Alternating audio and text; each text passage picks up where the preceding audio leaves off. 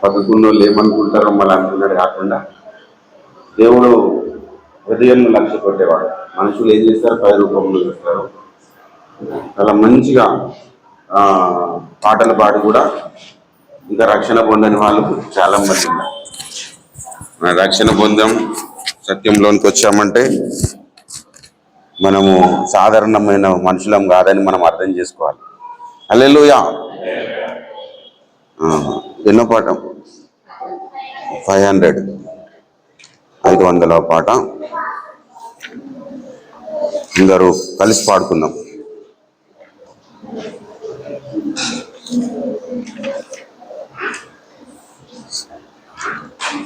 ఓ సంగమా సర్వంగమా పరలోక రాజపు ప్రతిబింబమా యేసయ్యను ఎదుర్కొనగా నీతినలంకరించి సిద్ధపడుమా.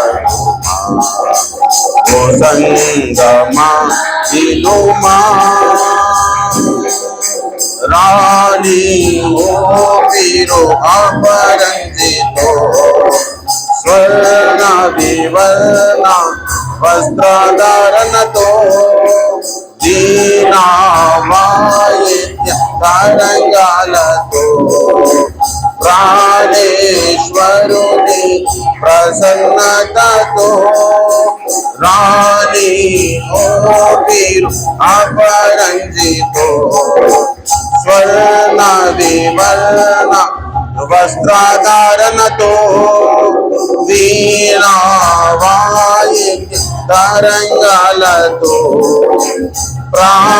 ప్రాణేశ్వరుని ప్రసన్నతతో ఆనంద తైల సుగంధాభిషేకము ఆనంద తైల సుగంధాభిషేకము పొందితివే యేసునందు పొందితివే యేసునందు. ఓ సంగమా సర్వంగమా పరలోక రాజపు ప్రతిబింబమా యేసయ్యను ఎదుర్కొనగా నీతినలంకరించి సిద్ధపడుమా. ఓ సంగమా వినుమా క్రీస్తే నిన్ను ప్రేమించెనని తన ప్రాణమా పించెనని క్రీస్తే నిన్ను ప్రేమించెనని తన ప్రాణమా పించెనని స్వస్థపరచి నిర్దోషముగా ముడత కలంకము లేనిదిగా మహిమ యుక్తముగా నిలుపగోరేసుమా మహిమయుక్తముగా నిలుపగోరేసుమా సయంతువా తీర్పు నాడు సయంతువా తీర్పు నాడు.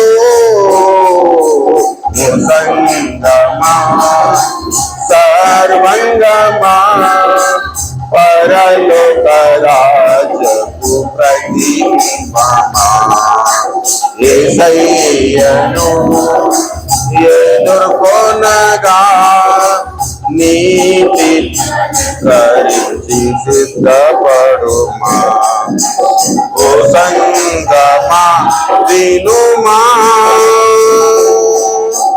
చీకటిలో నుండి వెలుగునకు లోకములో నుండి వెలుపలకు చీకటిలో నుండి వెలుగునకు లోకములో నుండి వెలుపలకు శ్రీకర్త గుణాతిశయములను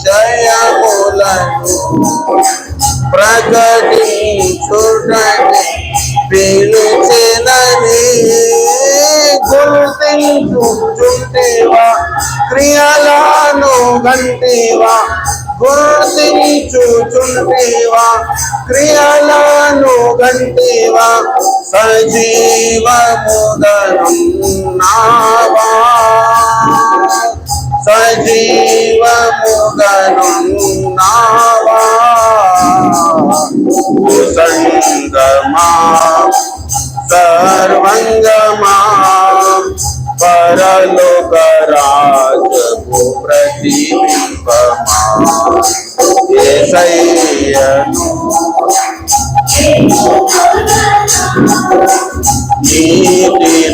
నీతినలంకరించి సిద్ధపడుమా ఓ సంగమా వినుమా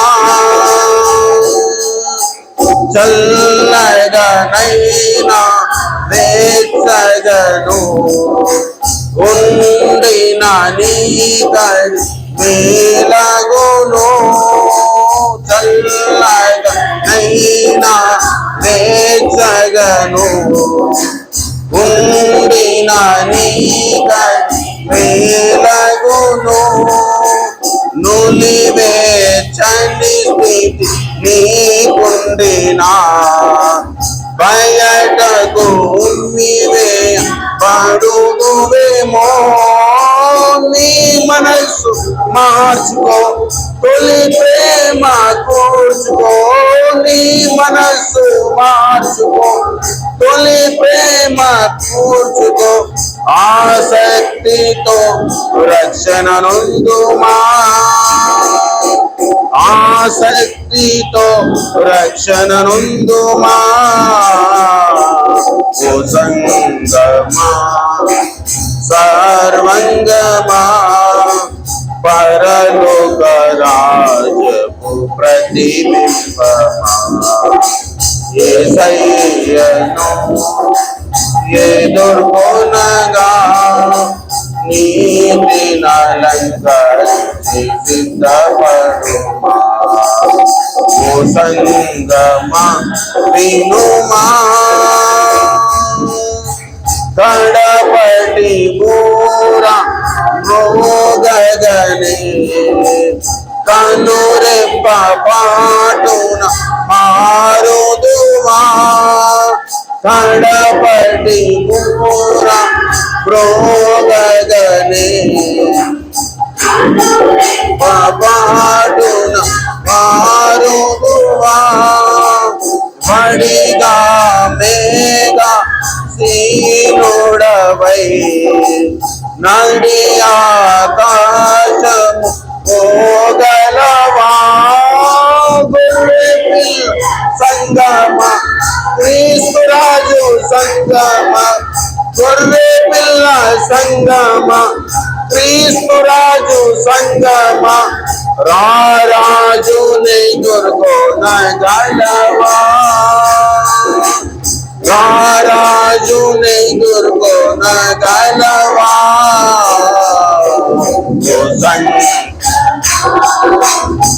సర్వంగమా పరలోక రాజపు ప్రతిబింబమా యేసయ్యను ఎదుర్కొనగా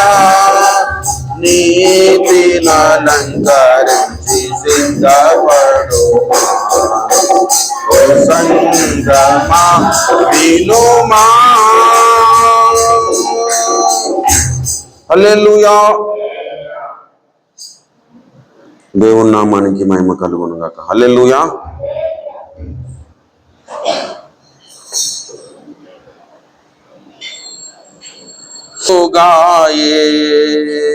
యెహోవా నాకు రక్షణయే యెహోవా నాకు వెలుగాయే యెహోవా నాకు రక్షణయే నా ప్రాణ దుర్గమాయే నేను ఎవరికి భయపడను నా ప్రాణ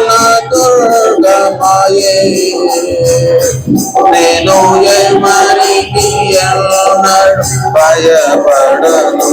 యెహోవా నాకు వెలుగాయే, యెహోవా నాకు రక్షణయే. నాకు మార్గమును ఉపదేశమును ఆలోచన అనుగ్రహించే. నాకు మార్గమును ఉపదేశమును ఆలోచన నీ ఆజ్ఞలలో జీవించుటకు కృపతో నింపి కాపాడుము. నీ ఆజ్ఞలలో జీవించుటకు కృపతో నింపి కాపాడుము.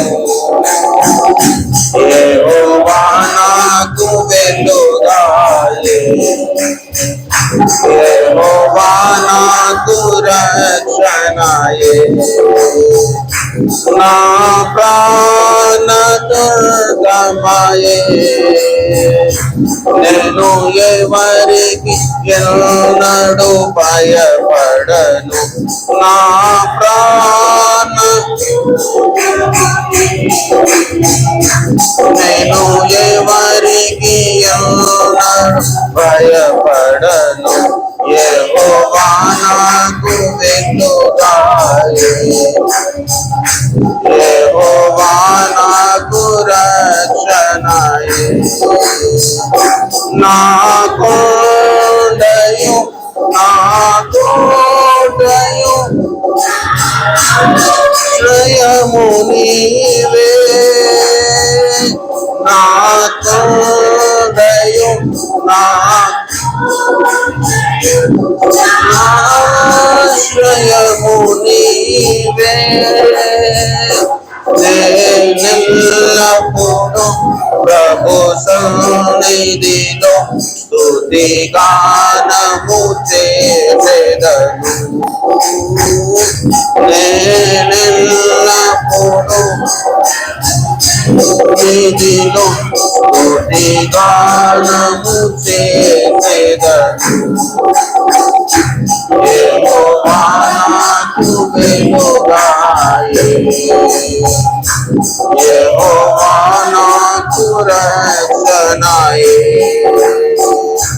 నా తల్లియు నా తండ్రియు ఒకవేళ మరచినను, నా తల్లియు ఒకవేళ మరచినను,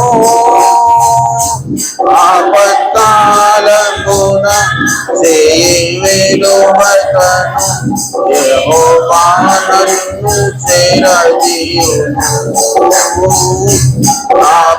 ఆపత్కాలమున చేయి వెలువకను. యెహోవా నన్ను చేరదీయును.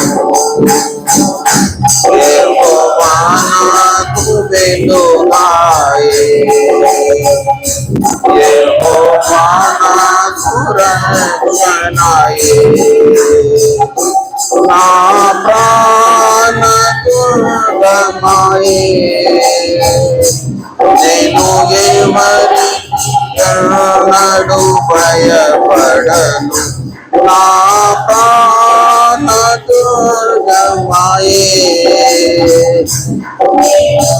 మరికి ఎన్నడూ భయపడను. యెహోవా నాకు వెలుగాయే, యెహోవా నాకు రక్షణయే. హల్లెలూయా.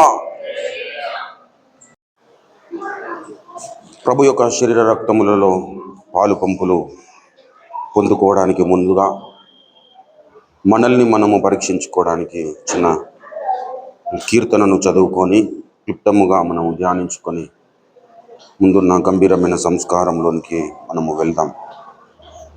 నా శరీరమును తిని నా రక్తము త్రాగువాడు నిత్య జీవము గలవాడన్నాడు. ఆయన శరీరము తినాలి, ఆయన రక్తము త్రాగాలి. రక్షణ పొందిన ప్రతి విశ్వాసి తప్పకుండా ప్రతి ఆదివారము ప్రభు యొక్క శరీర రక్తములలో పాలు పంపులు పొందుకోవాలి. మరి శరీర రక్తంలో పాలు పంపులు పొందుకోవాలంటే ఎట్లా పడితే అట్లా మనము ప్రభు యొక్క శరీర రక్తంలో పాలు పంపులు పొందుకోవడానికి వీలు లేదు పిల్లలు. ఎవరైతే అయోగ్యముగా పాల్గొంటారో వారు శిక్షావిధి కలుగజేసుకున్నటకే తిని త్రాగుచున్నారని లేఖనము. అందరూ దయచేసి గమనించండి పిల్లరా, అల్లరి చేయొద్దు నాన్న. ఎవరు అయోగ్యముగా ప్రభు యొక్క శరీరమును తినునో, ప్రభు యొక్క రక్తము త్రాగునో వారు శిక్షావిధి కలుగజేసుకున్నట్టుకే తిని త్రాగుచున్నారని అందరికీ చాలా చిరపరిచితమైన లేఖన భాగాలు మరి 1 కొరింథీ పత్రిక 11వ అధ్యాయంలో మనం చూస్తాం. అయితే అయోగ్యముగా తినొద్దు. యోగ్యముగా తినాలంటే మనల్ని మనము స్వపరీక్ష చేసుకోవాలి, మనల్ని మనం పరీక్షించుకోవాలి. మనల్ని మనము విమర్శించుకుని ఎడల తీర్పు పొందకపోదుము అన్నాడు. కాబట్టి మనల్ని మనము విమర్శించుకోవడానికి, మనల్ని మనం ఎలా విమర్శించుకోగలుగుతాం? ఆదాము పిల్లలముగా నేనే మంచోని అని చెప్పుకుంటాం. ప్రపంచం అంతటిని మరి సమకూర్చి దీనిలో ఎవరు గొప్పవాళ్ళంటే నేనే గొప్పని అని చెప్పుకునే వ్యక్తిత్వం మనది. మరి మనల్ని మనం ఎలా విమర్శించుకోగలుగుతాం? మనల్ని మనము విమర్శించుకోవాలంటే మనకంటే ఉత్తముడు, మనల్ని ప్రతి విషయంలో మనల్ని ఆదరించేవాడు, మనకు సహకరించేవాడు, మనకు సహాయము చేయవాడు, మనకంటే అధికుడు మనకు అవసరం. కాబట్టి ఆయన ముఖకాంతిలో మరి దేవుడు మనకు అనుగ్రహించిన శ్రేష్టమైన వరము బైబిల్, పరిశుద్ధ లేఖనాలు. వాక్యకాంతిలో, దేవుని ముఖకాంతిలో మనము పరిశీలన చేసుకున్నప్పుడు మన బ్రతికేంటో మనకు తేటపరచబడుతుంది. కాబట్టి అలాగున తేటపరచబడ్డప్పుడు మనల్ని మనము విమర్శించుకోకుండా ఉండలేము. అయ్యో నేను ఇంత దౌర్భాగ్యుడనైతినా అని భక్తులే అనుకున్నప్పుడు మనం ఎంత. కాబట్టి మనల్ని మనము విమర్శించుకోవడం సాధారణముగా ఈ లోకములో ఇతరులను విమర్శించడానికి మనం చాలా సాహసం చేస్తాం. ఇతరులు తప్పు లేకపోయినా కానీ మనం విమర్శించడానికి అడుగులు ముందుకు వేస్తాం. మన పెదవులను ఏమాత్రం కాపు పెట్టుకునకుండా వాటిని వదిలేస్తాం. ఎట్లా పడితే అట్లా మాట్లాడి ఏం కాదనుకుంటాం. అది కాదు ప్రియులు. మనల్ని మనము విమర్శించుకోవడం అనేది ప్రక్రియ భక్తి జీవితంలో అత్యంత కీలకమైనది. హల్లెలూయా. మనల్ని మనము విమర్శించుకోవాలి. ఇతరులను విమర్శించినందుకు నువ్వు పరలోకం చేరవు. నిన్ను నీవు విమర్శించుకున్నందుకు నువ్వు పరలోకంలో చేరగలుగుతావు. హల్లెలూయా. అదే ఇది గమనించవలసిన విషయం, చాలా సూక్ష్మమైనది. కానీ మన భక్తి జీవితం అంతా ఇటువంటి వాటి మీద ఆధారపడి ఉంటుంది. నిన్ను వల్లే నీ పొరుగు వారిని ప్రేమించు.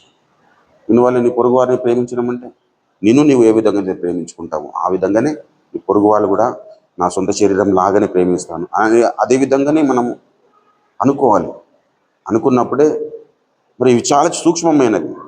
కానీ మన భక్తి జీవితాన్ని ఇవే డ్యామేజ్ చేయగలుగుతాయి, ఇవే నిలబెట్టగలుగుతాయి. కాబట్టి మనల్ని మనము విమర్శించుకోవడానికి, మనల్ని మనము స్వపరీక్ష చేసుకోవడానికి దేవుని వాక్య కాంతిలోనికి మన హృదయాలను మరి జొప్పింపజేసినప్పుడు తప్పకుండా దేవుడు మనతో మాట్లాడతాడు. మన బ్రతుకును మనకు బయలుపరుస్తాడు. హల్లెలూయా. అలాగున చేయడానికి కీర్తనల గ్రంథము 48వ సంకీర్తన 1వ వచనము నుండి 14 చరణాలు ఉన్నాయి. 14 వచనాల వరకు ఉన్న లేఖన భాగాన్ని ఉత్తర ప్రత్యుత్తరముగా చదువుకుందాం. హల్లెలూయా. అందరము కలిసి చదువుకుందాం. మొదటి చరణం నేను చదువుతాను, 2 మనం అందరం కలిసి చదువుతాం. అలాగున చివరి 14వ వచనంకి వచ్చేసరికి మనం అందరం కలిసి చదువుకుందాం. హల్లెలూయా. కోరహు కుమారులది గీతము. మన దేవుని పట్టణమందు ఆయన పరిశుద్ధ పర్వతమందు యెహోవా గొప్పవాడును బహు కీర్తనీయుడునై ఉన్నాడు.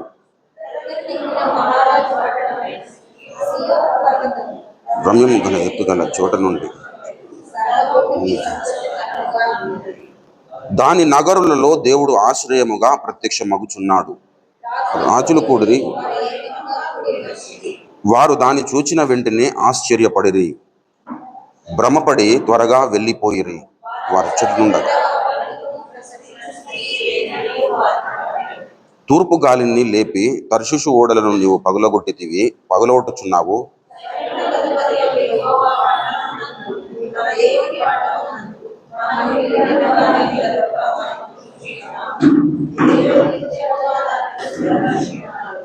దేవా, మేము నీ ఆలయమునందు నీ కృపను ధ్యానించితిమి.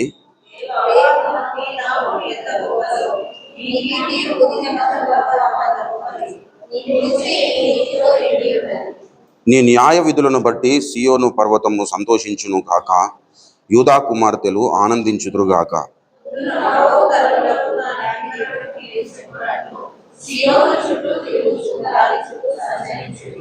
దాని బురుజులను లెక్కించుడి, దాని ప్రాకారములను నిదానించి చూడుడి, దాని నగరులలో సంచరించి వాటిని చూడుడి.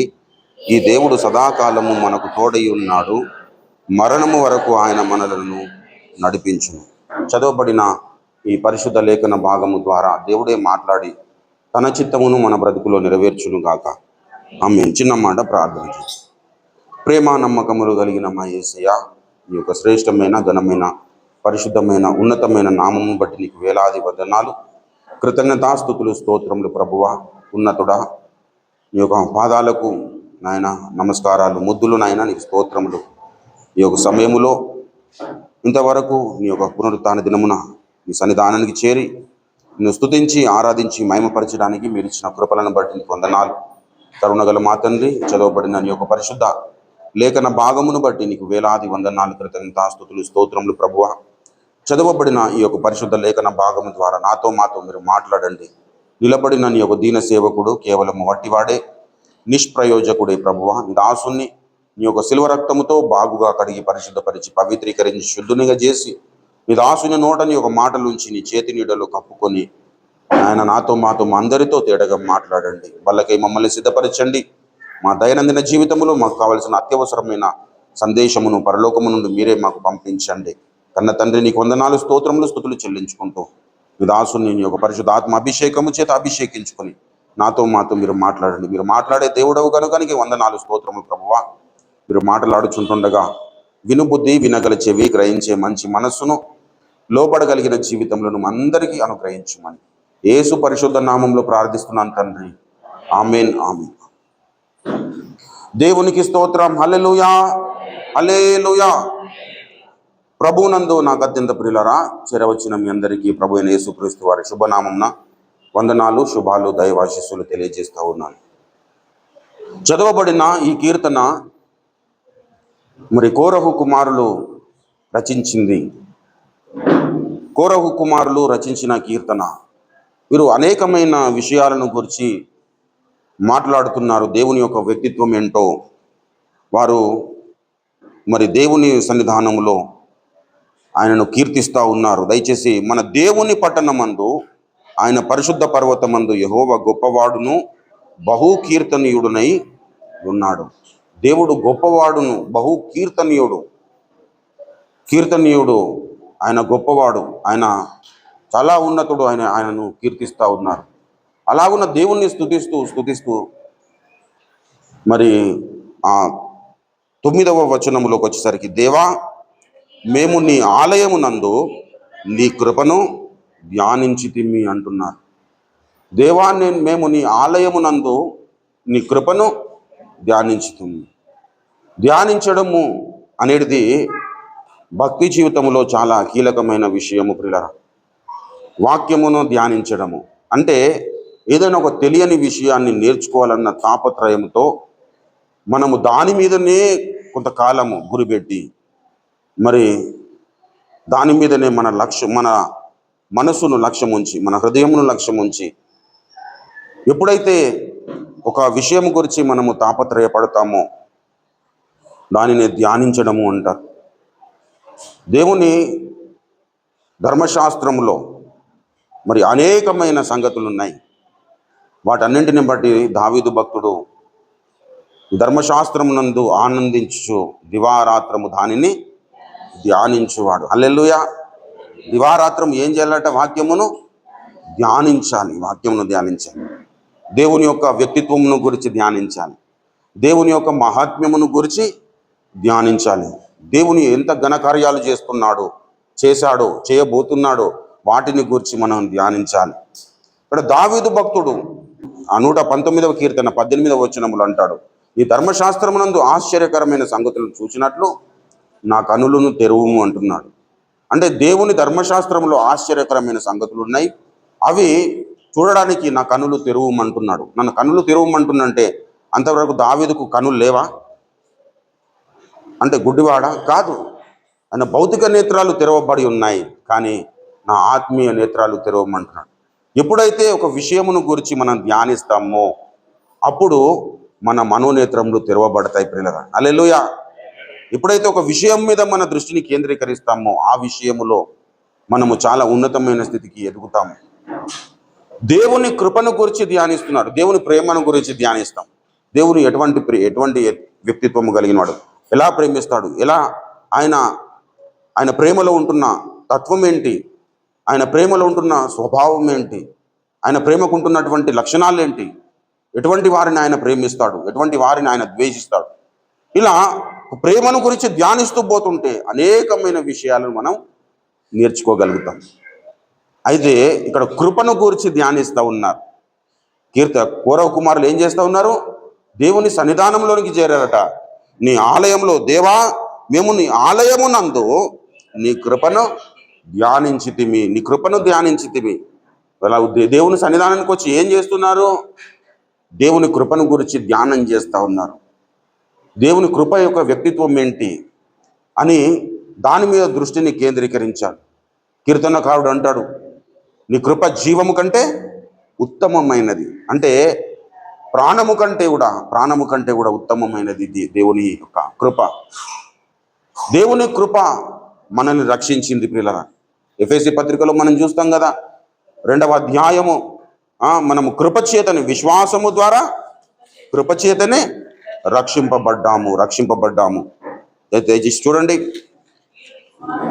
ఎఫెసీ పత్రిక దయచేసి 2వ అధ్యాయం 8వ వచనము. మీరు విశ్వాసము ద్వారా కృపచేతనే రక్షింపబడి ఉన్నారు, ఇది మీ వలన కలిగినది కాదు, దేవుని వరమే, అది క్రియల వలన కలిగినది కాదు కనుక ఎవడునూ అతిశయింప వీలు లేదు. మరియు వాటి యందు మనము నడుచుకున్న వలన దేవుడు ముందుగా సిద్ధపరిచిన సత్క్రియలను చేయుటకై మనము క్రీస్తు యేసునందు సృష్టింపబడిన వారమై ఆయన చేసిన పని అయి ఉన్నాం. మన యొక్క క్వాలిఫికేషన్ ఏం లేదు ప్రియుల, దేవుని వరము, దేవుని కృప చేత మనం రక్షింపబడ్డాము. దేవుని కృపను ధ్యానిస్తూ ఉన్నారు ఈ కోరహు కుమారులు. వాస్తవానికి ప్రియులారా, మరి జీవించడానికే మరి అవకాశము లేని జీవితాలు వారివి. దయచేసి కోరహు ఎప్పుడైతే మరి దాతాను అభిరాములను మరి కూర్చుకొని ఎప్పుడైతే మోషే మీద తిరుగుబాటు చేశాడో, మరి కోరహు సంబంధులందరినీ దేవుడు ఏం చేస్తానన్నాడు? హతము చేస్తానన్నాడు. దయచేసి సంఖ్యాకాండము 16వ అధ్యాయంలోనికి మనం వచ్చినట్లయితే, సంఖ్యాకాండం 16వ అధ్యాయం 27వ వచనంలో చూసినట్లయితే, కాబట్టి వారు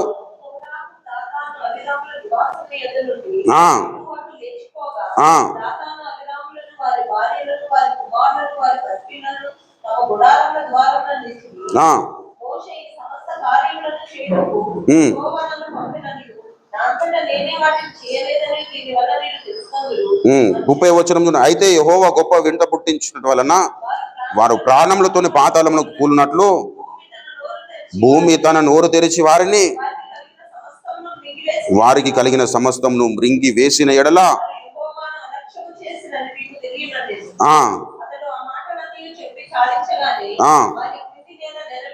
నెరవేర్చెను.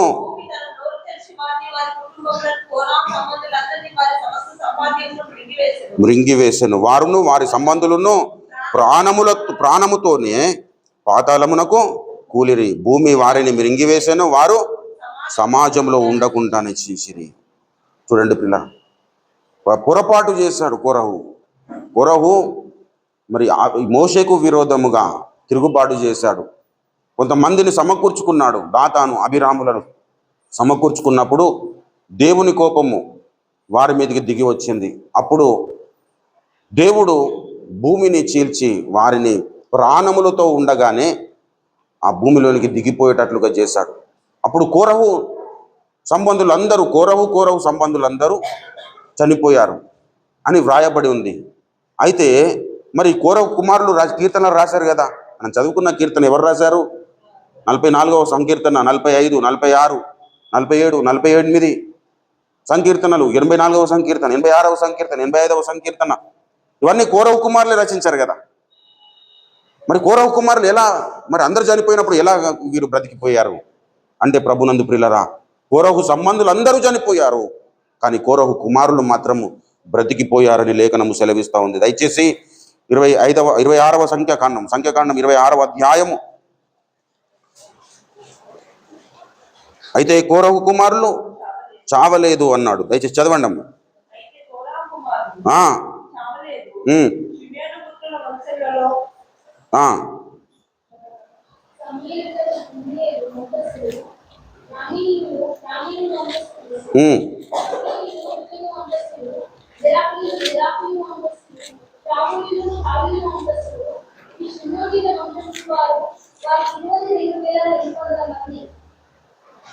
రెండు 200 మంది ప్రియులరా.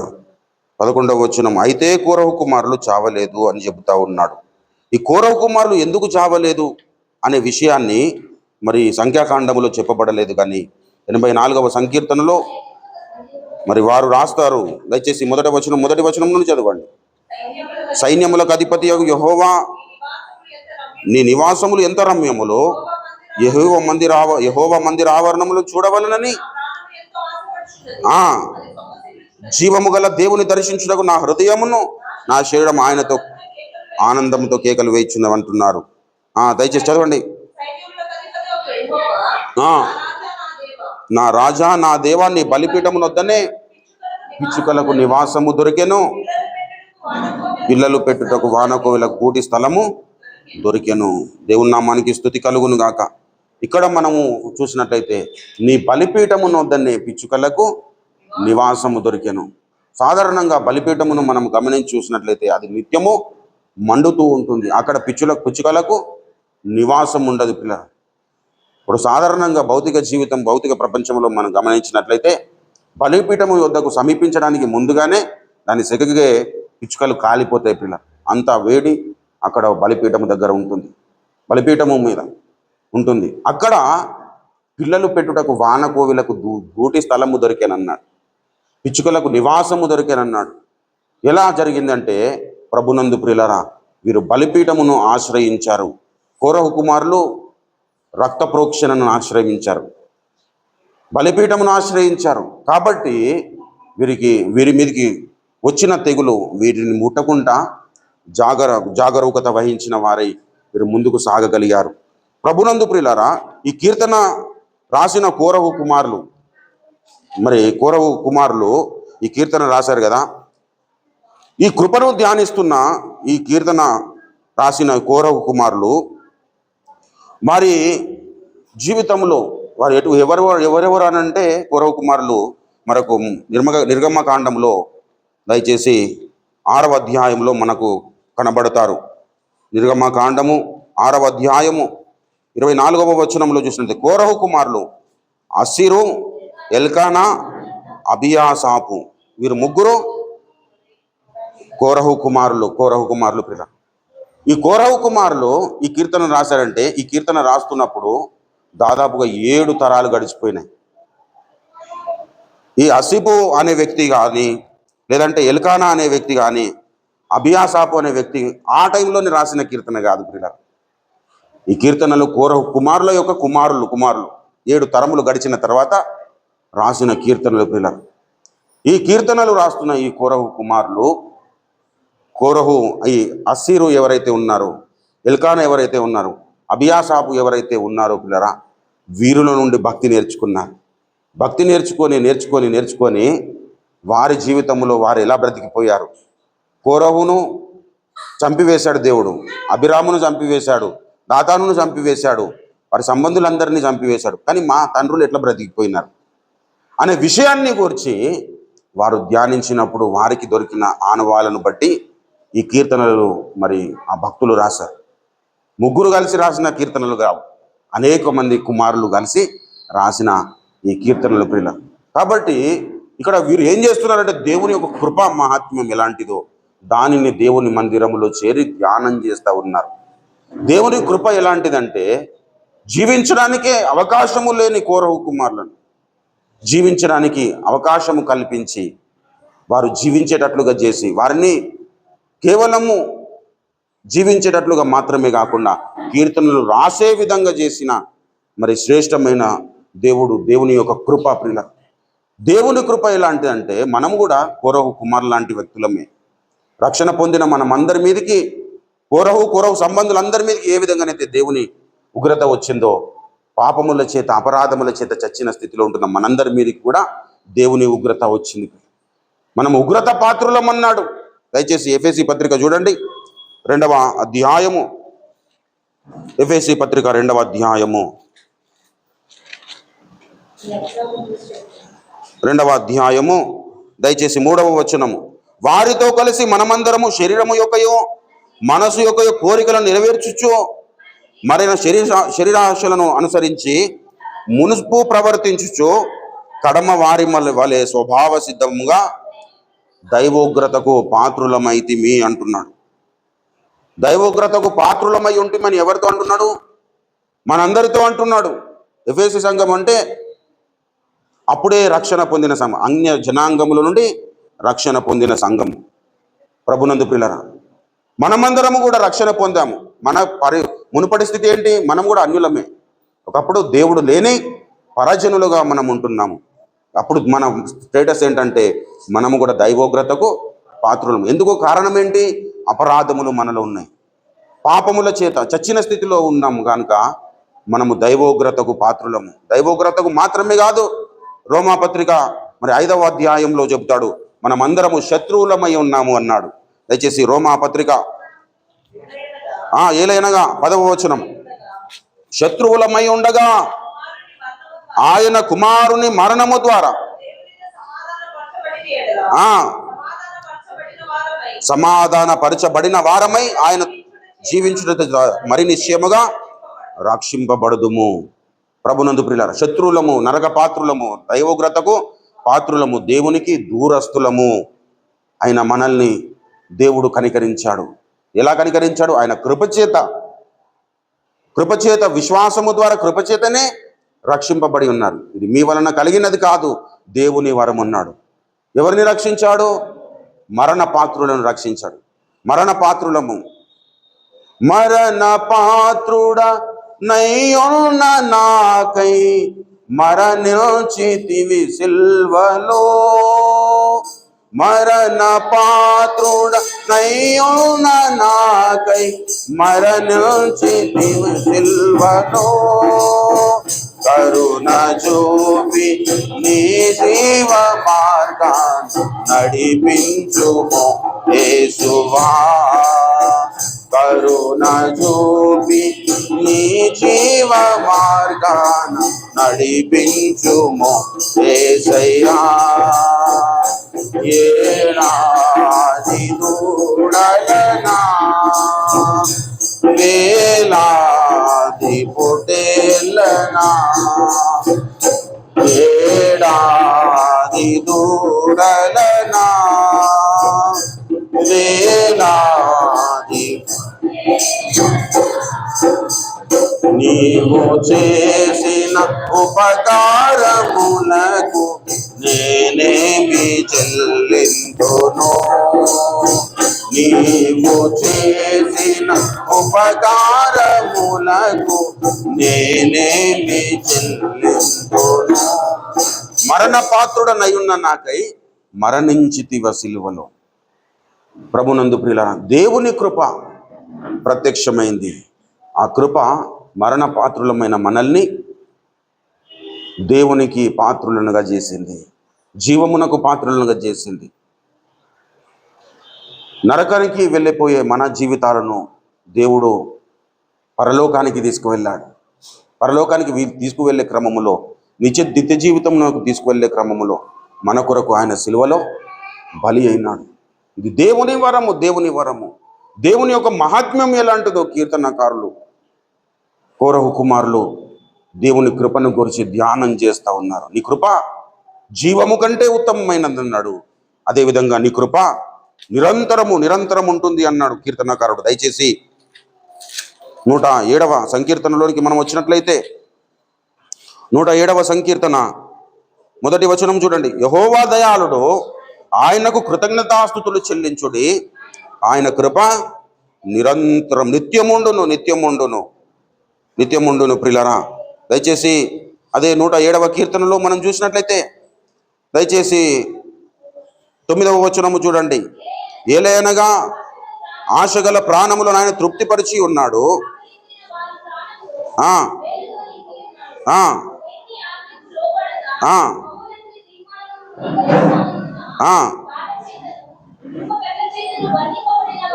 ఆ చీకటిలోను మరణాంధకారములోను నివాసము చేయవారి హృదయమును ఆయన ఆయాసము చేత కృంగజేసెను.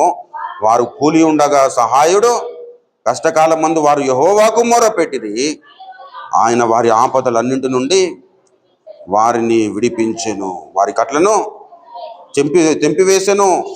చీకటిలో నుండి మరణాంధకారములో నుండి వారిని రప్పించెను. ఆయన కృపను బట్టి నరులకు చేయు ఆయన ఆశ్చర్య కార్యములను బట్టి.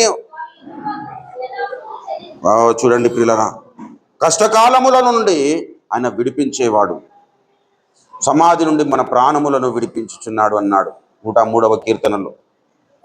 మన పాపములను పరిహరించువాడు, మన ప్రాణములను సమాధి నుండి విమోచించుచున్నాడు పిల్లలు. ఆయన కృప చాలా ఉత్తమమైనది, చాలా ఉన్నతమైనది. ఆయన కృప ఎలాంటిది అంటే మనకు ఏదేది అవసరమో ఆ సమయంలో మనకు అనుగ్రహించేది. అందుకే మరి హెబ్రీ పత్రికలో చెబుతాడు, మన ప్రధాన యాజకుడు మన వలనే మరి శోధింపబడినను ఆయన పాపము లేని వాడుగా ఉన్నాడు కనుక మరి సమయోచితమైన సహాయము కొరకు కృప పొందినట్లు ధైర్యముతో మన కృపాసనము యొద్దకు చేరుదాము అన్నాడు. ధైర్యముతో కృపాసనము యొద్దకు. హల్లెలూయా. ఆయన కృప చూపుటలో ఐశ్వర్యవంతుడు పిల్లరా. ఈ కోరహు కుమారులు దేవుని కృపను గురించి ధ్యానం చేస్తూ ఉన్నారు. దేవుని కృప ఏ విధంగా మనల్ని రక్షించింది, ఏ విధంగా మనల్ని రక్షిస్తుంది, ఏ విధంగా మనల్ని రక్షించుకోబోతుంది అనే విషయాలను గురించి కోరహు కుమారులు మరి ధ్యానించారు. ఏ విధంగా మనకు సహకరిస్తుంది వాళ్ళు చేస్తున్న ఆ కీర్తనలో, వారు పాడుతున్న ఆ కీర్తనలో ఒక శ్రేష్టమైన మాట చెబుతూ ఉన్నారు. దయచేసి 10వ వచనంలో చూడండి. యెహోవా దేవా, నీ నామము ఎంత గొప్పదో, బూదిగంతముల వరకు అంత గొప్పది. నీ కుడి చేతి నీతితో నిండి ఉన్నది. నీ న్యాయ విధులను బట్టి సియోను పర్వతము సంతోషించునుగాక, యోధా కుమార్తెలు ఆనందించుదురుగాక అంటున్నాడు. 14వ వచనములో చూసినట్లయితే ఈ దేవుడు సదాకాలము మనకు దేవుడై ఉన్నాడు. హల్లెలూయా. మధ్యలో విడిచిపెట్టేవాడు కాదు ప్రియరా, మనకు సదాకాలము దేవుడుగా ఉన్నాడు. ఆయన ఏం చేస్తాడంటే మరణము వరకు ఆయన మరణలను నడిపించు, ముదిమి వచ్చు వరకు నిన్ను ఎత్తుకోవడం వాడను నేనే అన్నాడు ప్రభునందు. ప్రియులరా, ఆయన కృప మహాదైశ్వర్యమును బట్టి ఆయన పిల్లలముగా మనము ఈ లోకములో మనం జీవనాన్ని సాగిస్తూ ఉన్నాం ప్రియులరా. ఆయన కృప లేకపోతే మనకు రక్షణ లేదు, ఆయన కృప లేకపోతే మనకు జీవనము లేదు ప్రియులరా. ఆయన కృప మనల్ని రక్షించింది, ఆయన కృప మనల్ని జీవింపజేస్తుంది. దేవుని కృప చేత మనం ఏం కావాలి? బలవంతులము కావాలి. క్రీస్తు యేసునందున కృప చేత మనం అంటే దేవుని కృప ఏం చేస్తుంది? మనల్ని బలవంతులనుగా చేస్తుంది. హల్లెలూయా. దేవుని కృప చేత మనము నింపబడాలి, దేవుని కృప చేత మనము ఆవరింపబడాలి పిల్లలు. దేవుని కృపలో మనం బ్రతకడం నేర్చుకోవాలి. దేవుని కృపను ఎప్పుడు కూడా మనం నిరర్థకము చేయకూడదు ప్రియులరా. పౌలు భక్తుడు అంటాడు గలతీ పత్రిక, దయచేసి చూడండి గలతీ పత్రిక, నేను దేవుని కృపను నిరర్థకము చేయను అంటాడు. దయచేసి 20వ వచనము చూడండి, 2వ అధ్యాయము 20వ వచనం. నేను క్రీస్తుతో కూడా సిలువ వేయబడి ఉన్నాను, ఇకను జీవించువాడను నేను కాను, క్రీస్తే నాయందు జీవించుచున్నాడు. నేను ఇప్పుడు శరీరం ముందు జీవించున్న జీవితము నన్ను ప్రేమించి నా కొరకు తన్ను తాను అప్పగించుకున్న దేవుని కుమారి అందలి విశ్వాసము వలన జీవించుచున్నాను. దేవుని కృపను నేను నిరర్థకము చేయను. ప్రభునందు ప్రియులారా, అంటే కృపలో వర్ధిల్లుతున్నాడు. దేవుని కృపను మనం నిర్లక్ష్యము చేయదు, నిరర్థకము చేయదు ప్రియులారా. అంటే దేవుని కృపను నేను నిరర్ధకము చేయను అంటున్నాడంటే పౌలు భక్తుడు. చాలామంది దేవుని కృపను నిరర్ధకం చేస్తారు. ఏం కాదు, కృప ఉంది కదా, బ్రతికిపోతాం, జీవించవచ్చు, ఏం కాదు, దేవుడు క్షమిస్తాడు. అది కాదు ప్రియులారా. కృప అనేది ఒకప్పుడు మన పాపముల నుండి మనల్ని విడిపించడానికి మరి అవసరమైంది. ఇప్పుడు నీవు పాపము నుండి నువ్వు దూరముగా పరిగెత్తడానికి నువ్వు కృపను వాడుకోవాలి. ఇంతకుముందు నేను పాపంలో జీవించినప్పుడు నన్ను రక్షించింది కాబట్టి, నన్ను కరుణించింది కాబట్టి, నేను నా జీవిత కాలం అంతయు అలానే పాపం చేస్తూ నేను బ్రతుకుతానంటే కృప మరి సహించదు ప్రియులారా. కృప ఉన్నది కాదని పాపములో మనము నిలిచి ఉందమా అంటాడు మరి పౌలు భక్తుడు. మనము పాపములో నిలిచి ఉండదు ప్రియులారా. కృపను ఆసరగా చేసుకొని దేవుని స్వరూపంలోనికి మనం మార్చబడాలి, దేవుని పోలికలోనికి మార్చబడాలి. కృప ఉంది కదా అని చెప్పేసి మనం పాపములో పడి ఉండడానికి వీల్లేదు, పాపములో జీవించడానికి వీల్లేదు, అసహ్యమైన కార్యంలో దేవునికి ఆయాసం కలిగించే పనులు మనం చేయడానికి వీలు లేదు. కృప నీకు ఎందుకు అవసరం అంటే, నువ్వు ఎక్కలేనంత కొండ మీదకి నిన్ను ఎక్కించడానికి కృపను నువ్వు ఆసరగా చేసుకోవాలి.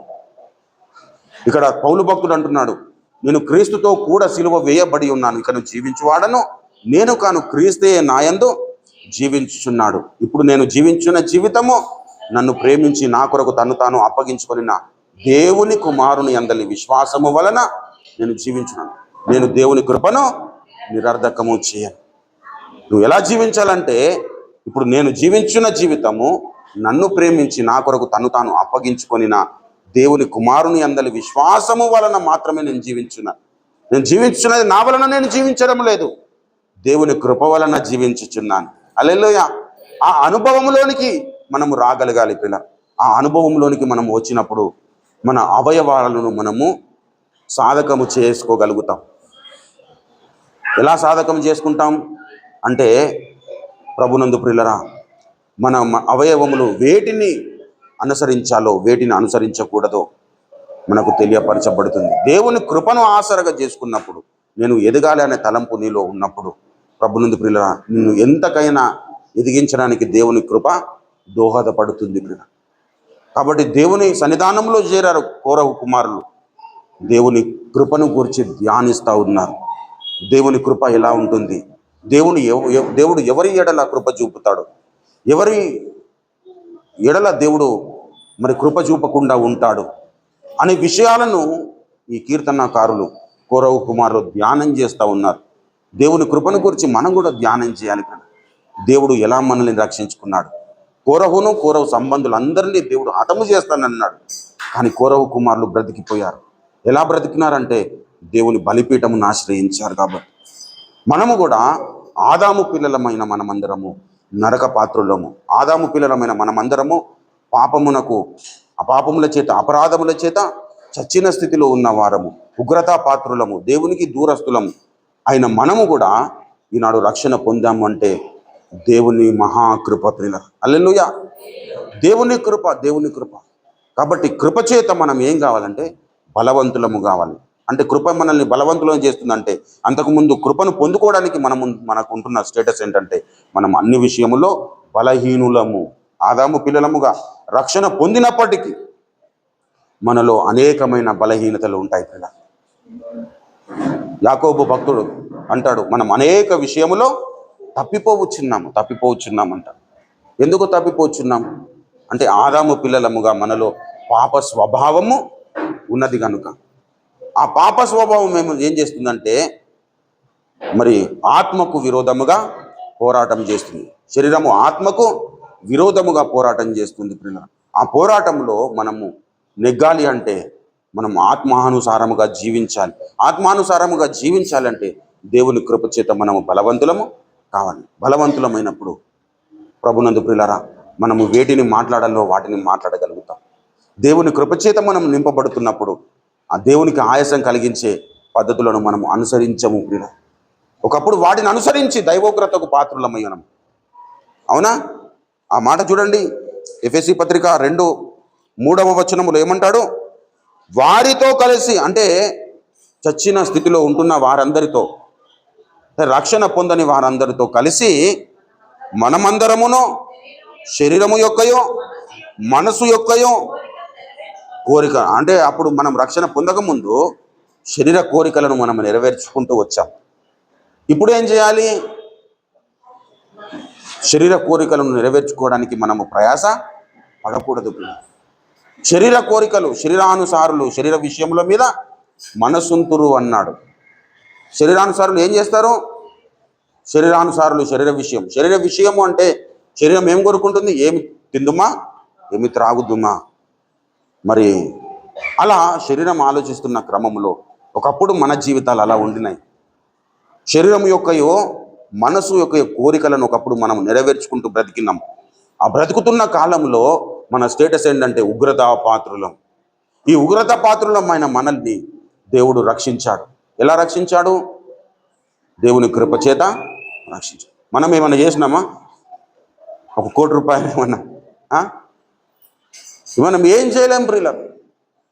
ఇది దేవుని వలన కలిగినది, ఇది దేవుని వరమే అన్నాడు ప్రభునందు ప్రియులారా. ఇది మీ వలన కలిగినది కాదు. అయితే మీ వలన కలిగినది కాదు, దేవుని వరము అని చెబుతున్న మరి ఆ భక్తుడు ఆ కింది వచనాల్లో మనం చూసినట్లయితే మనం ఏం చేయాలంటే 11వ వచనం, కాబట్టి మునుపు శరీర విషయంలో అన్యజనులై ఉండి శరీరమందు చేతితో చేయబడి ఉన్న సున్నతి గలవారు అనబడిన వారి చేత సున్నతి లేని వారనబడిన మీరు ఆ కాలమందు ఇశ్రాయేలుతో సహపౌరులు కాక పరదేశులను, వాగ్దాన నిబంధనలు లేని పరజనులు, నిరీక్షణ లేని వారును, లోకమందు దేవుడు లేని వారిని ఉండి క్రీస్తుకు దూరస్తులై ఉంటిరి అని మీరు జ్ఞాపకము చేసుకుని. ఒకప్పుడు మన స్టేటస్ ఎలా ఉండింది అనే విషయాన్ని మనం జ్ఞాపకము ఉంచుకోవాలి. పిల్ల చేసిన పాపములను మనము మర్చిపోవాలి. మనల్ని ఏ స్థితిలో నుండి దేవుడు రక్షించినాడో ఆ స్థితిని మనం గుర్తుకు తెచ్చుకోవాలి. హల్లెలూయా. ఏ స్థితిలో నుండి మనం వచ్చామనే స్థితిని మనం ఎప్పుడైతే మన కళ్ళ ఎదుట పెట్టుకుంటామో, అయ్యో ఒకప్పుడు నరకపాత్రుడను, దేవునికి దూరస్తుడను, శత్రుడను, ఆయన నన్ను దేవుని మహాకృప చేత నన్ను రక్షించాడు కదా. కాబట్టి ఇప్పుడు నేను ప్రవర్తించినట్లుగా నేను ఇప్పుడు ప్రవర్తించడానికి వీలు లేదు. హల్లెలూయా. మునుపటి స్థితిని, వెనుకున్న వాటిని మర్చిపోవాలి అని అంటే, మునుపటి స్థితిని అంతటిని మర్చిపోవాలని అర్థం కాదు పిల్లరా. నువ్వు ఎక్కడి నుండి వచ్చినామో, ఎక్కడి నుంచి మనం పిలువబడిన పిలుపును మనం జ్ఞాపకం చేసుకోమన్నాడు. నువ్వు పిలిచిన పిలుపును జ్ఞాపకం చేసుకోమన్నాడా లేదా? అంటే ఏ స్థితిలో నుండి దేవుడు మనల్ని పిలిచాడు? ఈ లోకం అనే మురుకు కుంటల నుండి మనల్ని దేవుడు బయటకు పిలిచాడు. పిలువబడిన స్థితి, ఒకప్పుడు నా స్థితి అలాంటిదని విషయాన్ని మనం గుర్తుకున్నప్పుడు నేను ఇప్పుడు జీవించాల్సింది అలా కాదు అని మనము ముందుకు సాగగలుగుతాం. హల్లెలూయా. కృప ఉంది కదా అని చెప్పేసి మనము మరి పరిశుద్ధతను నిర్లక్ష్యం చేయొద్దు. కృప ఉంది కదా అని చెప్పేసి దేవుని కార్యములను నిర్లక్ష్యం చేయొద్దు. కృప ఉంది కదా అని చెప్పేసి విచ్చలవిడిగా మనము ప్రవర్తించడానికి వీల్లేదు. ప్రియుల దేవుడు మనల్ని స్వతంత్రులను చేశాడు, కానీ ఆ స్వాతంత్రము శరీర క్రియలకు వినియోగించద్దన్నాడు. గలతీ పత్రిక దయచేసి చూడండి. గలతీ పత్రిక 5వ అధ్యాయము 13వ వచనము చూడండి. సహోదరులారా, మీరు స్వతంత్రులుగా ఉండుటకు పిలువబడితిరి. అయితే ఒక మాట, ఈ స్వాతంత్రమును శరీర క్రియలకు హేతువు. అంటే దేవుడిచ్చిన స్వాతంత్రమును మనము శరీర క్రియలకు హేతువు చేసుకునే అవకాశము ఉన్నది పిల్లరా. కాబట్టి దేవుడిచ్చిన స్వాతంత్రమును మనం శరీర క్రియలకు హేతువు చేసుకొనొద్దు పిల్ల. దేవుడిచ్చిన స్వాతంత్రంను ఎలా పడితే అలా బ్రతికేయచ్చు దానికి కాదు పిల్లరా. ప్రయాసపడి భారం మోసుకొనిచున్న సమస్త జనులారా నా యొద్దకు రండి, నేను మీకు విశ్రాంతిని కలుగజేస్తానని చెప్పిన దేవుడు ఆ మత్తయి సువార్త 11:29 ఏం చెబుతున్నాడు? మీ మీద నా కాడి ఎత్తుకొని, హల్లెలూయా, నా యొద్ద నేర్చుకొనుడి అన్నాడు. నా కాడి తేలికగాను నా కాడి సులువుగాను నా భారము తేలికగాను అన్నాడు. స్వతంత్రులుగానే పిలిచాడు. మనకుంటున్న భారాలన్నీ తొలగించడానికి దేవుడు మనల్ని పిలిచాడు. కానీ ఆదాము పిల్లలముగా దేవుడిచ్చిన స్వాతంత్రమును మనము దుర్వినియోగం పరిచే అవకాశం ఉంది కాబట్టి మీ మీద నా కాడి ఎత్తుకుని అన్నాడు. హల్లెలూయా. కాడి ఎత్తుకోవడం అంటే ప్రభునందు ప్రియులరా, ఆయన యొక్క ఉద్దేశములు, ఆయన యొక్క లక్షణాలను మన మీద పెట్టుకోవాలి. నా యేసయ్య ఇలాంటి ప్రేమ కలిగిన వ్యక్తి, నా యేసయ్య ఇలాంటి వ్యక్తిత్వం కలిగిన వ్యక్తి, కాబట్టి నేను అలా జీవించాలన్న ఒక తృష్ణ నీలో ఎప్పుడైతే ఉంటుందో అప్పుడు తప్పకుండా నీ జీవితంలో దేవుని కృపను నిరర్ధకము చేయకుండా నువ్వు జాగరూకత వహించగలుగుతావు. హల్లెలూయా. ఈనాడు చాలా మంది ప్రియులారా దేవుని కృపను నిరర్ధకము చేస్తూ ఉన్నారు. దేవుని కృపను ఏం చేస్తూ ఉన్నారు? నిరర్ధకము చేస్తూ ఉన్నారు. విచ్చలవిడితనానికి దేవుని కృపను వాడుకుందామనే ప్రయాసపడుతున్నారు. కానీ దేవుని కృప చాలా ఉన్నతమైనది. దేవుని కృప మహాత్మ్యమును మనము ఏమాత్రము వ్యతిరేకమైన వాటికి వినియోగపరచద్దు ప్రియ. దేవుడిచ్చిన జీవితమును దేవుని కృప చేత బలవంతులమై దేవుని స్వభావంలోనికి, దేవుని యొక్క పోలికలోనికి, దేవుని యొక్క చిత్తములోనికి మనము పరిగెత్తడానికి మనం ముందుకు సాగినట్లయితే దేవుడు ఆనందిస్తాడు. కోరవ కుమారులను మరి దేవుడు ఎందుకు బ్రతికించాడు అంటే వారు బలిపీఠమును ఆశ్రయించారు. ఆ తర్వాత వారి భక్తి జీవితం చూసినట్లయితే నరకపాత్రులుగా ఉంటున్న కోరవ కుమారులు ఈనాడు బైబిల్ లేఖనాలలో మనకు ప్రత్యక్షమవుతూ ఉన్నారు. మరణపాత్రులుగా ఉంటున్నటువంటి కోరవ కుమారులు దేవుని కృపను గురించి ధ్యానం చేస్తూ ఉన్నారు. ఆయన వ్యక్తిత్వం ఏంటో తెలియపరుస్తూ ఉన్నారు. మరణము వరకు మనం నడిపించేవాడు మన దేవుడేరా నాయన అని చెప్పేసి వారు ఒకరికొకరు చెప్పుకుంటూ దేవుని కృపను గురించి ధ్యానం చేస్తూ ఉన్నారు. హల్లెలూయా. ఆ కీర్తనలో మొదటి వచనము చూసినట్లయితే, మన దేవుని పట్టణమందు, ఆయన పరిశుద్ధ పర్వతమందు యెహోవా గొప్పవాడనియో బహుకీర్తనీయుడని ఉన్నాడు. ఉత్తర దిక్కున మహారాజు పట్టణమైన సియోను పర్వతము రమ్యమైన ఎత్తు గల చోట నుంచబడి ఎటువంటి ప్రత్యక్షతలు పొందుకుంటున్నారో చూడండి. దాని నగరుల్లో దేవుడు ఆశ్రయముగా ప్రత్యక్షము అగుచున్నాడు. సియోను పురమా సర్వోన్నతుని శృంగారపురమా, సియోను పురమా శాశ్వతముగ దైవా సంకల్పం వైతివి, ఆ శాశ్వతముగ దైవా సంకల్పం వైతివి, స్వర్ణాలంక రాశియోను సతతము నీదే అనుభవ భాగ్యము, సియోను పురమా సర్వోన్నతుని శృంగారపురమా, సియోను పురమా రక్షణ మార్గాలు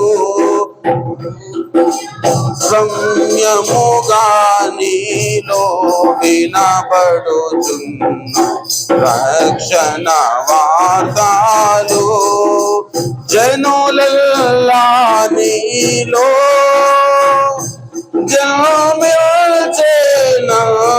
జన్మించెనందురు, ఆ జనులెల్లా నీలో జన్మించెనందురు, స్వర్ణాలంక యోను జనముల తల్లి యని నిన్నందురు, సియోను పురమా నిండి ఉన్నావి నీలో దైవోతే చములెన్నో నిండి ఉన్నావి, ఘన కార్యములెన్నో గొప్పగా జరిగెను నీలో,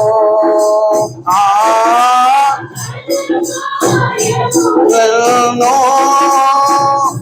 గొప్పగా జరిగెను నీలో, స్వర్ణాలంక రాశియోను విభవమును వివరింపగలేము, సియోను పురమా సర్వోన్నతుని శృంగారపురమా, సియోను పురమా. హల్లెలూయా. ప్రభువునందు ప్రియమైన దేవుని బిడ్డలారా, సియోను గీతములు పాడుతూ ఉన్నారు, సియోను పురమును గురించి పాడుతూ ఉన్నారు. మరణ పాత్రులుగా ఉన్నటువంటి కోరహు సంబంధులుగా జీవనాన్ని సాగిస్తున్నటువంటి కోరహు కుమారులు బలిపీఠమును ఆశ్రయించి మరణ పాత్రమైన స్థితిలో నుండి వచ్చి దేవుని బలిపీఠమును ఆశ్రయించి రక్షణ పొంది కృపచేత నింపబడి ఇప్పుడు దేనిని గురించి సంభాషణ చేస్తూ ఉన్నారు? సియోను పురమును గురించి పాడుతూ ఉన్నారు. ఆ సియోను పురములో ఎటువంటి పరిస్థితులు ఉంటాయో వాటిని గురించి ధ్యానం చేస్తాం. రాజులు కూడిరి నీ తేజము జోచిరి, ఆ రాజులు కూడిరి నీ తేజము జోచిరి, స్వర్ణాలంక యోను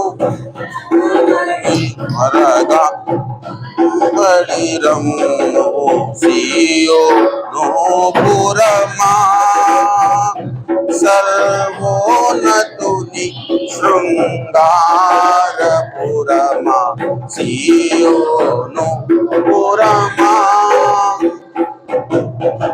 దేవుని దైవోద్దేశములు నిండి ఉన్నవి నీలో అని సియోను పురమును గురించి వారు గానము చేసే స్థితిలోనికి వీరు వచ్చారంటే వీరి భక్తి జీవితము ఎంత ఉన్నతముగా ఉన్నదో మనం గమనించగలుగుతాం. దేవుని కృపను గురించి వీరు ధ్యానం చేస్తూ ఉన్నారు, దేవుని ప్రేమను గురించి ధ్యానం చేస్తున్నారు, దేవుని పఠనమును గురించి వీరు ధ్యానం చేస్తూ ఉన్నారు. ప్రభునందు ప్రియమైన దేవుని బిడ్డలారా, మనము కూడా దేవుని వాక్యమును ధ్యానించాలి, దేవుని ప్రేమను ధ్యానించాలి, దేవుని కృపలను ధ్యానించాలి.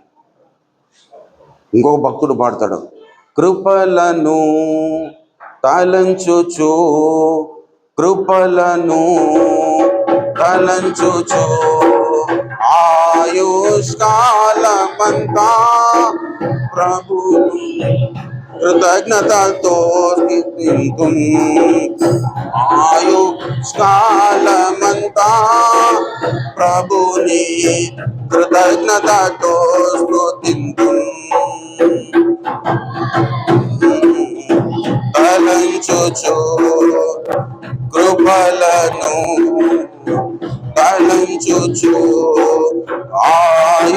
ఆయుష్కాలమంతా ప్రభుని కృతజ్ఞతతో స్తుతింతుం, ఆయుష్కాలమంతా ప్రభుని కృతజ్ఞతతో స్తుతింతుం. కన్నిటిలో యాలలో కృంగిన వేళలలో, ఆ కన్నిటిలో యాలలో కృంగిన వేళలలో నింగిని చీల్చి వర్షము పంపి, నింగిని చీల్చి వర్షము పంపి నింపెను నా హృదయం, యేసు నింపెను మా హృదయం. కృపలను తలంచుచు కృపలను తలంచుచు ఆయుష్కాలమంతా ప్రభుని కృతజ్ఞతతో స్తుతింతుం, ఆయుష్కాలమంతా ప్రభుని కృతజ్ఞతతో స్తుతింతుం. హల్లెలూయా. ప్రభునందు ప్రియులారా, కన్నీటి లోయల నుండి మనల్ని విడిపించేవాడు మన దేవుడు. దేవుని కృప ప్రియులారా, రూపింపబడుచున్న ఏ ఆయుధమైనను నీకు విరోధమై వర్ధిల్లదని చెప్పిన నీ మాట సత్యం. ప్రభునందు ప్రియులారా, దేవుని కృప మన జీవితంలో నిరంతరము ప్రత్యక్షమగుతూ ఉండాలి. అందుకే కృపలో మనము వర్ధిల్లాలి అన్నాడు.